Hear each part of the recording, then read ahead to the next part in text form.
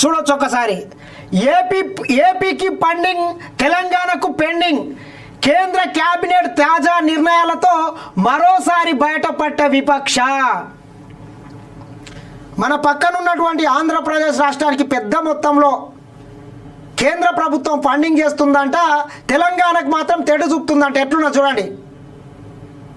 ఒక ఆయన చెప్తుండే నిన్న మొన్న, తెలంగాణ రాష్ట్రానికి అన్యాయం జరుగుతుంది కిషన్ రెడ్డి, మీరు కేంద్రంలో మంత్రివర్గంలో ఉన్నారు, తమ్మిడి అడి దగ్గర ఒక ప్రాజెక్టు కట్టుకుంటాము, ఓ 1500 ఎకరాలు ఇప్పించండి, లేకపోతే తెలంగాణ ప్రజల ముందు మీరు ద్రోహిగా నిలబడతారంటే ఇక నేను నిప్పుని, ఇక నా అంత నిజాయితీ పరులు లేడు, ఇక నన్ను అడ్డుకునే మనగాలు లేడు అనే లెవెల్లో కటింగ్ ఇచ్చిండు కిషన్ రెడ్డి గారు.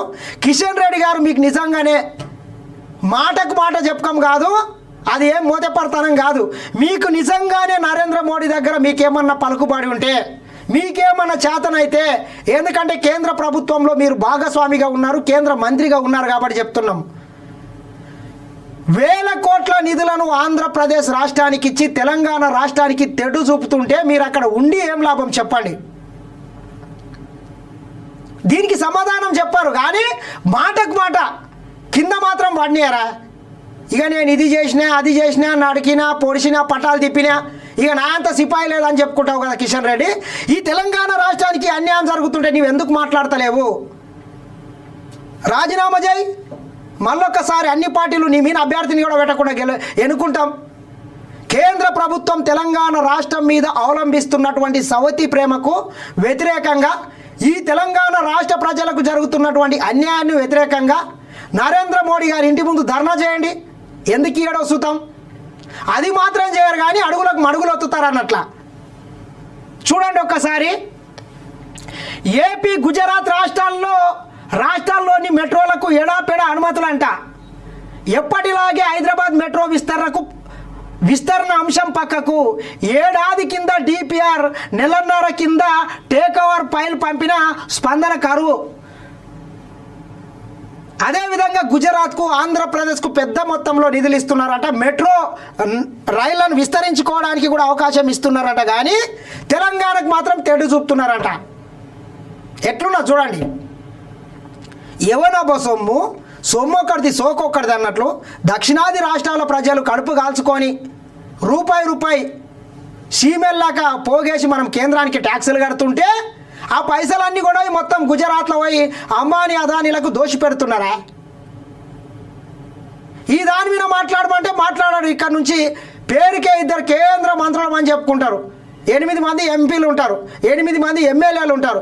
ఇక పొద్దుగాల లేస్తే పొద్దు మిక్తే నరేంద్ర మోడీని, అమిత్ షాని జోకడం తప్పితే ఇంకో పనే లేకుంటుంది. కానీ తెలంగాణ రాష్ట్రానికి అన్యాయం జరిగితే ఒక్కడు కూడా మాట్లాడే పరిస్థితి లేకుండా పోతున్నది. కాబట్టి మీరు ఈ రకంగానే ప్రవర్తిస్తే తెలంగాణ ప్రజలు కర్రు కాల్చి వాత పెడతారు.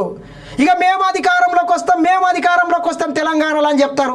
12 ఏళ్ళు మీరు దేశంలో అధికారంలో ఉండి ఈ తెలంగాణ రాష్ట్రానికి ఒరగబెట్టింది ఏంది చెప్పే దమ్ము ధైర్యం ఉందా మీకు?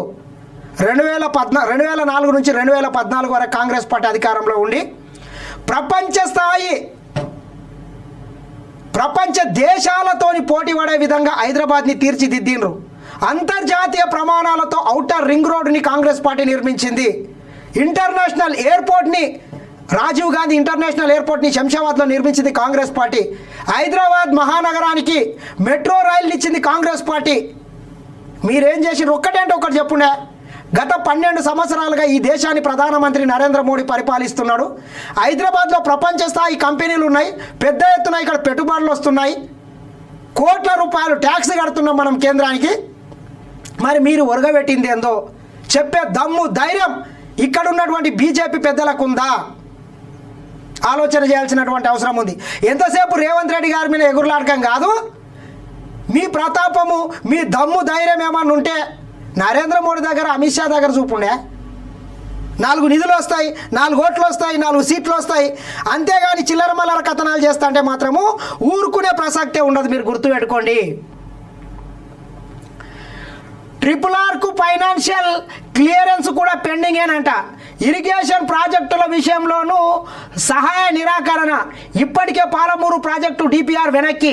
తమ్మిడిగట్టి విషయంలో సీఎం లేఖ రాసిన వెలుగు నెల గడిచిన నో రెస్పాన్స్. మన అభ్యంతరాలను బేఖాతారు చేస్తూ ఏపీకి కొత్త ప్రాజెక్టులు. తెలంగాణ ప్రతిపాదించిన ఇచ్చంపల్లిని కాదని పోలవరం నుంచే కావేరీ లింకుకు గ్రీన్ సిగ్నల్. ఇట్లా మొత్తం ఆంధ్రప్రదేశ్కు వేల కోట్ల నిధులు ఇచ్చి తెలంగాణకైతే ఏమి ఇస్తలేరంట. చూడండి ఒకసారి. తాజా కేంద్ర క్యాబినెట్లో ఏపీకి 2533 కోట్లు కేటాయింపు. ఆంధ్రప్రదేశ్కు నిన్న జరిగినటువంటి క్యాబినెట్లో 2533 కోట్ల రూపాయలను కేటాయించి ఈ తెలంగాణ రాష్ట్రానికి మొండి చెయ్యి తెడ్డు చూపినరట. మరి అదే కేంద్ర క్యాబినెట్లో అదే మీటింగ్లో కిషన్ రెడ్డి కూడా ఉన్నాడు, బండి సంజయ్ కూడా ఉన్నట్లున్నాడు.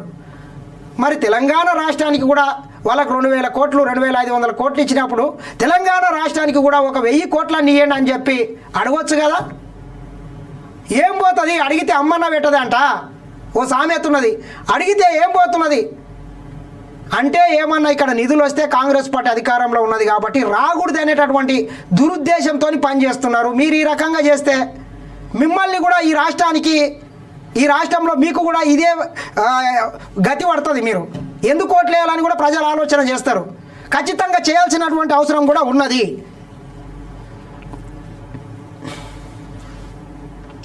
తెలంగాణ RRRకు బ్రేక్లేసి అమరావతి ORRకు స్పీడప్ చేసినారంట. ఆళ్ళలేదు సోన్లేదు అల్లుని పేరు సోమలింగం అన్నట్లు ఆడ అమరావతి నగరమే లేదు, ఇంకా పునాదులే లేవు, కానీ ఆడ ఔటర్ రింగ్ రోడ్కు అనుమతులు ఇచ్చిండ్రంట. మన RRRకు ఈండంటే ఇస్తలేరంట. ఎట్లున్నా చూడండి. మన మెట్రో పక్కన పెట్టి గుజరాత్ ఏపీలకు గ్రీన్ సిగ్నల్. హైదరాబాద్ మెట్రో 2వ దశ విస్తరణ అనుమతులపై కేంద్రం తీవ్ర నిర్లక్ష్యం ప్రదర్శిస్తోంది. ఏడాది కింద సమర్పించిన DPRలు నెలన్నర క్రితం రాష్ట్ర ప్రభుత్వం మెట్రోను టేక్ఓవర్కు చేసి పంపిన ఫైల్పై కేంద్ర పట్టణాభివృద్ధి శాఖ నుంచి ఎలాంటి స్పందన లేదు. వాస్తవానికి తెలంగాణలో మెట్రో విస్తరణకు కేంద్ర ప్రభుత్వం చేసిన సూచనలకు తగ్గట్టుగా రాష్ట్ర ప్రభుత్వం మెట్రో ఫేజ్ 1ను టేక్ ఓవర్ చేసింది. విస్తరణలో భాగంగా 24,269 కోట్ల అంచనా వ్యయంతో మెట్రో ఫేజ్ 2 విస్తరణకు సమగ్ర ప్రణాళిక సిద్ధం చేసింది.